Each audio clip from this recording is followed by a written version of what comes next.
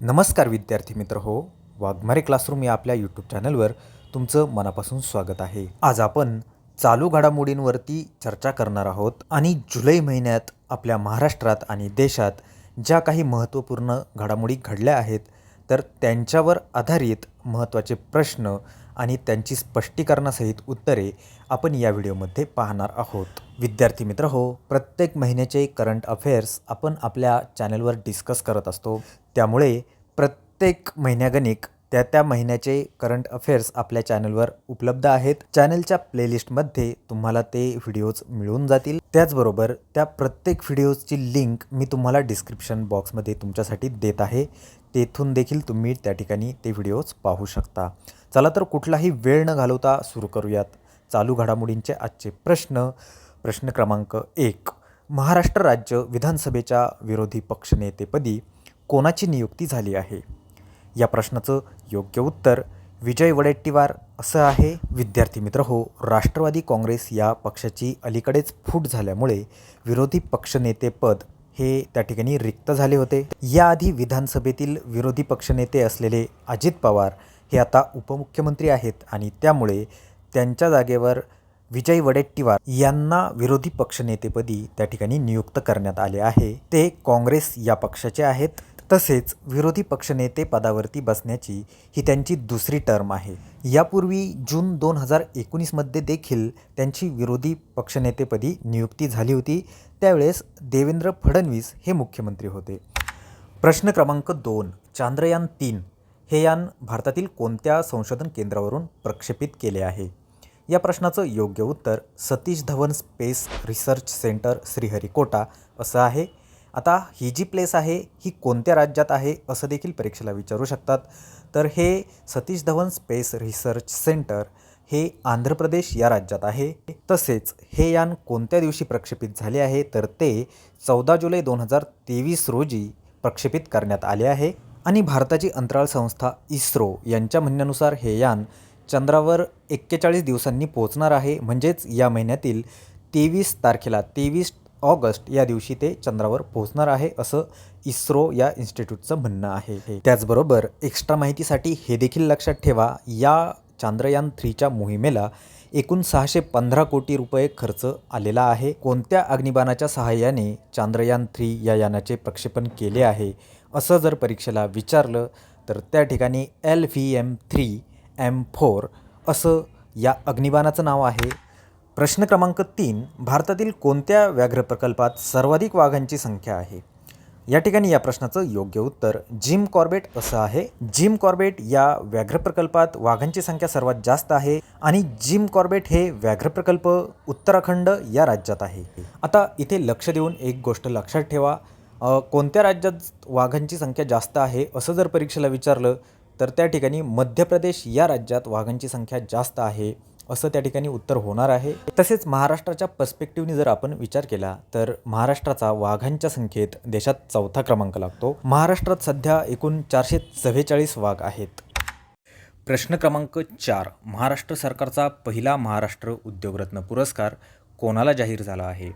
या ठिकाणी या प्रश्नाचं योग्य उत्तर रतन टाटा असं आहे. महाराष्ट्र सरकारने यावर्षीपासून महाराष्ट्रातील जे उद्योजक आहेत त्यांना त्यांच्या अनन्यसाधारण कामगिरीसाठी पुरस्काराने सन्मानित करणार आहेत आणि यावर्षी प्रथमच पहिलाच पुरस्कार जो आहे रतन टाटा यांना मिळालेला आहे आणि त्यामुळे हा प्रश्न महत्त्वाचा आहे. प्रश्न क्रमांक 5. सध्या महाराष्ट्रात एकूण किती कृषी उत्पन्न बाजार समिती अस्तित्वात आहेत? आणि या प्रश्नाचं योग्य उत्तर 306 असं आहे. सध्या महाराष्ट्रात एकूण 306 कृषी उत्पन्न बाजार समिती अस्तित्वात आहेत आणि उपकृषी उत्पन्न बाजार समिती या 621 आहेत. त्यामुळे प्रश्न काय विचारला आहे हा बारकाईने त्या ठिकाणी पाहायचा आहे. उपकृषी उत्पन्न बाजार समिती विचारला आहे की फक्त कृषी उत्पन्न बाजार समिती असं विचारलं आहे, तर त्याप्रमाणे त्याचं उत्तर वेगळं होणार आहे. प्रश्न क्रमांक 6. WHO आणि युनिसेफच्या प्रसिद्ध झालेल्या अहवालानुसार भारतात किती टक्के घरांमध्ये अजूनही पाणी पुरवठा होत नाही? या प्रश्नाचं योग्य उत्तर 26% असं आहे. भारतात एकूण 26% घरांमध्ये अजूनही पाणी पुरवठा होत नाही आहे आणि याची माहिती WHO जी जागतिक आरोग्य संस्था आहे या संस्थेने दिलेली आहे. त्याचबरोबर युनिसेफ म्हणजेच जी लहान मुलांच्या आरोग्याची आणि त्यांच्या विकासाची कार्य करते. तसेच WHO स्थापनेचं वर्ष जर परीक्षेला विचारलं तर ते 1948 असं आहे आणि युनिसेफची स्थापना कधी झाली तर ती 1946 साली झालेली आहे. तर अशा प्रकारे या दोन्ही संस्थांनुसार भारतात अजूनही 26% घरांमध्ये पाणी पुरवठा होत नाही आहे. प्रश्न क्रमांक 7. महाराष्ट्र सरकारमधील राज्याचे कृषी मंत्री कोण झाले आहेत? या प्रश्नाचं योग्य उत्तर धनंजय मुंडे असं आहे. महाराष्ट्र सरकारचं जे नवीन मंत्रिमंडळ आता स्थापन झालेलं आहे तर यात धनंजय मुंडे यांना कृषी मंत्रिपदाची जबाबदारी सोपवण्यात आली आहे. धनंजय मुंडेंच्या आधी अब्दुल सत्तार हे कृषी मंत्रिपदी होते. प्रश्न क्रमांक 8. आशियाई ॲथलेटिक्स स्पर्धेत भारताच्या तजिंदर पाल सिंगने कोणत्या खेळाच्या प्रकारात सुवर्णपदक जिंकले आहे? याचं उत्तर गोळाफेक असं आहे. तजिंदर पाल सिंग यांनी गोळाफेक या खेळाच्या प्रकारात भारतासाठी सुवर्णपदक जिंकले आहे आणि भारतासाठी हे एकूण 10वे सुवर्णपदक गोळाफेकीच्या कॅटेगरीत आहे. आता आशियाई ॲथलेटिक्स 2023ची ही जी स्पर्धा आहे ही केव्हा पार पडली तर ही जुलै महिन्यात पार पडलेली आहे आणि त्यात भारताने एकूण 27 पदके मिळवलेली आहे आणि 27 पदके मिळून भारत हा 3ऱ्या स्थानावरती त्या ठिकाणी राहिलेला आहे. प्रश्न क्रमांक 9. UGCने घोषणा केलेल्या देशातील एकूण 20 बोगस विद्यापीठांपैकी महाराष्ट्र राज्यात असणारे एकमेव बोगस विद्यापीठ खालीलपैकी कोणते आहे? या प्रश्नाचं योग्य उत्तर अरेबिक विद्यापीठ असं आहे. UGC म्हणजेच युनिव्हर्सिटी ग्रँट कमिशन ही एक संविधानिक संस्था आहे आणि देशभरातील विविध विद्यापीठांवरती नियंत्रण करण्याचे काम ही संस्था करत असते. तर UGCला आढळलेल्या या अहवालात देशात त्यांना एकूण 20 बोगस विद्यापीठे सापडलेली आहेत. तर त्यापैकी सर्वात जास्त बोगस विद्यापीठे ही दिल्लीमध्ये आहेत. एकूण 8 बोगस विद्यापीठे दिल्लीमध्ये आहेत. महाराष्ट्रात एकच असं बोगस विद्यापीठ आहे ज्याचं नाव अरेबिक विद्यापीठ असं आहे. त्यामुळे हा प्रश्न परीक्षेच्या दृष्टीने तर इम्पॉर्टंट आहेच, पण त्याचबरोबर आपल्या दैनंदिन जीवनाच्या दृष्टीने देखील हा प्रश्न तितकाच महत्त्वाचा आहे. विद्यार्थी मित्रांनो, हे लक्षात ठेवा की या बोगस विद्यापीठांमध्ये पदवी मिळाली तर ती सरकारद्वारा ग्राह्य धरली जात नाही. त्यामुळे ही माहिती तुम्हाला असणे आवश्यक आहे. महाराष्ट्रातील अरेबिक विद्यापीठ हे त्या बोगस विद्यापीठांपैकी एक आहे. प्रश्न क्रमांक 10. पंतप्रधान नरेंद्र मोदी यांना कितवा लोकमान्य टिळक राष्ट्रीय पुरस्कार प्रदान करण्यात आला आहे? या प्रश्नाचं योग्य उत्तर 41वा असं आहे. पंतप्रधान नरेंद्र मोदी यांना 41वा लोकमान्य टिळक राष्ट्रीय पुरस्कार हा प्रदान करण्यात आला आहे.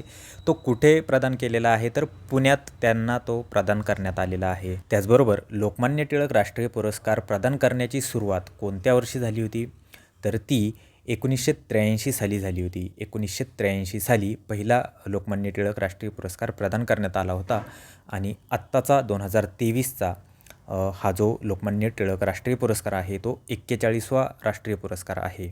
आणि तो किती तारखेला नरेंद्र मोदी यांना प्रदान करण्यात आला होता तर 1 ऑगस्ट या दिवशी त्यांना तो प्रदान करण्यात आला होता. प्रश्न क्रमांक 11. भारतीय तटरक्षक दलाच्या महासंचालकपदी कोणाची नियुक्ती करण्यात आलेली आहे? या प्रश्नाचं योग्य उत्तर राकेश पाल असं आहे. राकेश पाल यांची भारतीय तटरक्षक दलाच्या महासंचालकपदी नुकतीच नियुक्ती करण्यात आली आहे. भारतीय तटरक्षक दल, ज्याला इंग्लिशमध्ये इंडियन कोस्ट गार्ड असंही म्हटलं जातं, आणि राकेश पाल हे भारतीय तटरक्षक दलाचे 25वे महासंचालक ठरले आहेत. आता भारतीय तटरक्षक दलाची स्थापना तुम्हाला परीक्षेला विचारली जाऊ शकते. तर 1 फेब्रुवारी 1977 या साली भारतीय तटरक्षक दलाची स्थापना झालेली आहे आणि भारतीय तटरक्षक दलाचे मुख्यालय हे दिल्ली येथे आहे. प्रश्न क्रमांक 12. ChatGPT आणि गुगलच्या बार्डला टक्कर देणारी प्रणाली नुकतीच कोणत्या कंपनीने लॉन्च केली आहे? या प्रश्नाचं योग्य उत्तर मेटा असं आहे. विद्यार्थी मित्रांनो, सध्या आर्टिफिशियल इंटेलिजन्स म्हणजेच AI याचा जोरात वापर त्या ठिकाणी अनेक स्तरांवरती चाललेला आहे आणि त्यामुळे अनेक कंपन्या त्यानुसार नवीन टेक्नॉलॉजी त्या ठिकाणी आणत आहे. तर यापूर्वी ChatGPT आणि त्यानंतर गुगलने देखील त्यांचं गुगल बार्ड हे ॲप्लिकेशन त्या ठिकाणी लॉन्च केलं होतं. आता या दोन्हींना टक्कर देण्यासाठी मेटा या कंपनीने नवीन प्रणाली आणलेली आहे. मेटा ही पूर्वीची फेसबुकचंच नाव आता मेटा असं झालेलं आहे. तर या कंपनीने नुकतीच आता ही AIची प्रणाली या ठिकाणी लॉन्च केलेली आहे. प्रश्न क्रमांक 13. 19व्या आशियाई क्रीडा स्पर्धेमध्ये भारतीय क्रिकेट पुरुष संघाचे नेतृत्व कोणाकडे सोपविण्यात आले आहे? या प्रश्नाचं योग्य उत्तर ऋतुराज गायकवाड असं आहे. 19वी आशियाई क्रीडा स्पर्धा जी चायनामध्ये होणार आहे, तर या ठिकाणी भारतीय क्रिकेट पुरुष संघाचे नेतृत्व या महाराष्ट्राच्या ऋतुराज गायकवाड याच्याकडे सोपवण्यात आले आहे. त्याचबरोबर आशियाई क्रीडा स्पर्धेमध्ये भारतीय क्रिकेट संघ यापूर्वी कधीच सहभागी झाला नव्हता. प्रश्न क्रमांक 14. नितीन देसाई यांचे नुकतेच निधन झाले. त्यांचे योगदान कोणत्या क्षेत्रात होते? या प्रश्नाचं योग्य उत्तर दिग्दर्शन असं आहे. नितीन देसाई यांचे योगदान दिग्दर्शन क्षेत्रात होते. विद्यार्थी मित्रांनो, या ठिकाणी परीक्षेला हा प्रश्न जर तुम्हाला विचारला आणि त्या ठिकाणी फक्त जर अभिनय हा पर्याय दिला तर त्याचं उत्तर तुम्ही अभिनय असं द्यायचं आहे. परंतु जर दिग्दर्शन आणि अभिनय हे दोन्ही पर्याय त्या ठिकाणी असतील तर अशा वेळेस तुम्हाला दिग्दर्शन हे उत्तर द्यायचं आहे. कारण नितीन देसाई हे मुख्यतः दिग्दर्शन या क्षेत्रात कार्यरत होते. अनेक मोठ्या मालिकांचे आणि सिनेमाचे त्यांनी दिग्दर्शन केलेले आहे. प्रश्न क्रमांक 15. GST कौन्सिल ऑनलाईन गेमिंग कंपन्यांवर किती टक्के कर लावणार आहे? या प्रश्नाचं योग्य उत्तर 28% असं आहे. GST कौन्सिल ऑनलाईन गेमिंग कंपन्यांवर 28% इतका कर त्या ठिकाणी लादणार आहे. प्रश्न क्रमांक 16. वन्यप्राणी हल्ला सुधारित नुकसान भरपाई विधेयकामध्ये प्रौढ व्यक्तीवर हल्ला झाल्यास किती रुपयाची नुकसान भरपाई तरतूद आहे? या प्रश्नाचं योग्य उत्तर 10 लाख रुपये असं आहे. महाराष्ट्राच्या विधान परिषदेमध्ये वन्यप्राणी हल्ला सुधारित नुकसान भरपाई विधेयक हे नुकतेच मंजूर झाले आहे आणि त्यानुसार ज्या प्रौढ व्यक्तींवर अशा वन्यप्राण्यांकडून हल्ला होईल तर त्यांना 10 लाख रुपयाची मदत या मदतीची तरतूद या विधेयकामध्ये केलेली आहे आणि ती मदत या गरजूंना या व्यक्तींना 30 दिवसांच्या आत मिळावी अशी तरतूद या विधेयकात केलेली आहे. त्याचबरोबर जे 18 वर्षाखालील बालके आहेत यांच्यावर जर या प्राण्यांचा हल्ला झाला तर त्यांना 5 लाख रुपयांचे नुकसान भरपाईची तरतूद या विधेयकामध्ये केलेली आहे. प्रश्न क्रमांक 17. 26 जुलै 2023 रोजी केंद्र सरकारविरुद्ध कोणत्या खासदाराने लोकसभेत अविश्वास प्रस्ताव दाखल केला? या प्रश्नाचं योग्य उत्तर गौरव गोगोई असं आहे. गौरव गोगोई हे आसाम या राज्यातील खासदार आहेत. आसाम या राज्यातील कालियाबोर या मतदारसंघातून ते खासदार आहेत. काँग्रेस या पक्षाचे ते उपनेते आहेत आणि नुकतेच 26 जुलै 2023 रोजी त्यांनी या केंद्र सरकारविरुद्ध अविश्वास प्रस्ताव त्या ठिकाणी दाखल केला आहे. आता मागील या 9 वर्षात या केंद्र सरकारविरुद्ध 2 वेळा असा अविश्वास प्रस्ताव दाखल झालेला आहे. प्रश्न क्रमांक 18. वर्ल्ड ट्रॅव्हल्स आणि टुरिझम काउन्सिलनुसार जगात पर्यटनातून सर्वाधिक कमाई करणारे शहर कोणते आहे? या प्रश्नाचं योग्य उत्तर दुबई असं आहे. वर्ल्ड ट्रॅव्हल्स आणि टुरिझम काउन्सिल यांच्यानुसार जगात पर्यटनातून सर्वात कमाई ही दुबई या शहराने केली आहे. त्यांच्या आकड्यांनुसार $28.42 बिलियन इतकी कमाई त्यांनी या वर्षभरात केलेली आहे आणि दुबई हे शहर सर्वाधिक कमाई करणारे जगातील शहर ठरले आहे. त्याचबरोबर भारताच्या पर्स्पेक्टिव्हनी जर आपण विचार केला तर आपला भारत देश पर्यटनातून किती कमाई करतो तर भारताचा जो GDP आहे त्या GDPपैकी जवळपास $178 बिलियन इतकी कमाई पूर्ण भारत मिळून पर्यटन क्षेत्रातून त्या ठिकाणी करत असतो. प्रश्न क्रमांक 19. देशात कोणता दिवस कारगिल विजय दिन म्हणून साजरा केला जातो? या प्रश्नाचं योग्य उत्तर 26 जुलै असं आहे. देशात हा जो 26 जुलै हा दिवस आहे हा कारगिल विजय दिन म्हणून साजरा केला जातो कारण 1999मध्ये 26 जुलै 1999 रोजी भारताने पाकिस्तानवर त्या ठिकाणी विजय मिळवला होता कारगिल या ठिकाणी आणि तेव्हापासून कारगिल विजय दिन हा 26 जुलै या दिवशी आपण साजरा करत असतो.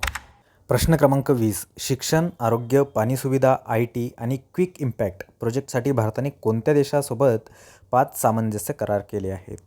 या ठिकाणी या प्रश्नाचं योग्य उत्तर लाओस असं आहे. लाओस हा जो देश आहे या देशासोबत भारताने 5 सामंजस्य करार केले आहेत ज्यामध्ये शिक्षण, आरोग्य, पाणीसुविधा, IT आणि क्विक इम्पॅक्ट प्रोजेक्ट हे आहेत. प्रश्न क्रमांक 21. ओमन चांडी यांचे नुकतेच निधन झाले. ते कोणत्या राज्याचे माजी मुख्यमंत्री होते? या प्रश्नाचं योग्य उत्तर केरळ असं आहे. ओमन चांडी हे केरळ या राज्याचे माजी मुख्यमंत्री होते. त्यांनी 2 वेळा केरळ या राज्याचे मुख्यमंत्रीपद भूषविले आहे. 2004 ते 2006 या काळात ते केरळ राज्याचे मुख्यमंत्री होते. त्यानंतर 2011 ते 2016 या दरम्यान देखील त्यांनी केरळ या राज्याचे मुख्यमंत्रीपद भूषविले आहे. ते काँग्रेस या पक्षाचे होते आणि 18 जुलै 2023 रोजी त्यांचे नुकतेच निधन झाले आहे. प्रश्न क्रमांक 22. कोणत्या शहरात तिसरी G20 कल्चर ग्रुप बैठक झाली आहे? या प्रश्नाचं योग्य उत्तर हम्पी असं आहे. हम्पी या शहरात तिसरी G20 कल्चर ग्रुप बैठक झाली आहे. यापूर्वी पहिली बैठक जी आहे ती खजुराहो या शहरात झाली होती, जे मध्य प्रदेश या राज्यात आहे. त्यानंतर भुवनेश्वरमध्ये दुसरी कल्चर ग्रुप बैठक या G20ची झाली होती. तर हे भुवनेश्वर हे जे ठिकाण आहे हे ओडिसा या राज्यात आहे आणि हम्पी हे कर्नाटक या राज्यातील ठिकाण आहे. या ठिकाणी तिसरी बैठक झालेली आहे. प्रश्न क्रमांक 23. नोमॅडिक एलिफंट हा संयुक्त लष्करी सराव भारत आणि कोणत्या देशात सुरू झाला आहे? या प्रश्नाचं योग्य उत्तर मंगोलिया असं आहे. नोमॅडिक एलिफंट हा संयुक्त लष्करी सराव भारत आणि मंगोलिया या देशात सुरू झाला आहे. मंगोलिया या देशातील उलान बाटार या प्रदेशात हा संयुक्त लष्करी सराव सुरू आहे. भारताचे याचप्रमाणे अनेक देशांबरोबर असे संयुक्त लष्करी सराव जे आहेत ते सुरू आहेत आणि त्यातील जे 2 इम्पॉर्टंट असे आहेत परीक्षेला येण्याजोगे, ऑस्ट्रा हिंद जो ऑस्ट्रेलियाबरोबर संयुक्त लष्करी सराव चालू आहे आणि दुसरा म्हणजे वीर गार्डियन जो जपान या देशाबरोबर चाललेला सराव आहे. तर हे 2 देखील तुम्ही या ठिकाणी लक्षात ठेवायचं आहे. प्रश्न क्रमांक 24. नुकताच कोणत्या राज्याच्या पानाला GI टॅग देण्यात आला आहे? या प्रश्नाचं योग्य उत्तर तामिळनाडू असं आहे.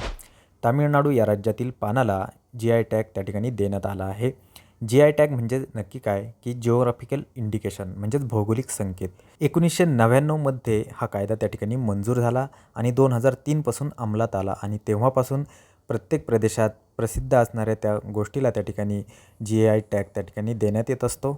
2004मध्ये प्रथमच दार्जिलिंगमधील चहाला त्या ठिकाणी GI टॅग मिळाला होता. प्रश्न क्रमांक 25. राष्ट्रीय बहुआयामी गरिबी निर्देशांकानुसार गेल्या 5 वर्षात किती भारतीय बहुआयामी दारिद्र्यातून मुक्त झाले? आता हा प्रश्न इतका सोपाही नाही आहे आणि इतका अवघड देखील नाही आहे.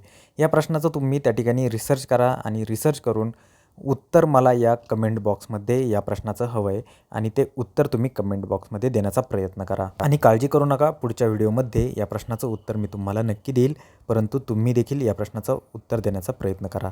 तर अशा प्रकारे आपण आज चालू घडामोडींचे या जुलै महिन्याचे सर्व 25 प्रश्न या ठिकाणी पाहिलेले आहेत. त्यापैकी तुम्हाला किती प्रश्नांची योग्य उत्तरं देता आली कमेंट करून मला नक्की सांगा आणि त्यानुसार तुमच्या परीक्षेची पुढची तयारी तुम्ही करा. व्हिडिओ आवडला असेल तर व्हिडिओला लाईक करा, चॅनलला सबस्क्राईब करा आणि तुमच्या मित्रमैत्रिणींमध्ये देखील शेअर करा. भेटूया पुढच्या व्हिडिओमध्ये एका नवीन विषयासोबत. आजच्यासाठी इतकंच. खूप खूप धन्यवाद.